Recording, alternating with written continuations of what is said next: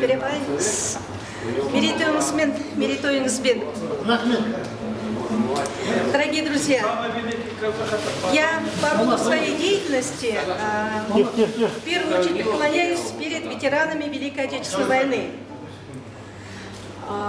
Сегодня я хочу поднять тост за вас, тружеников пера, за глашатаев правды, истины.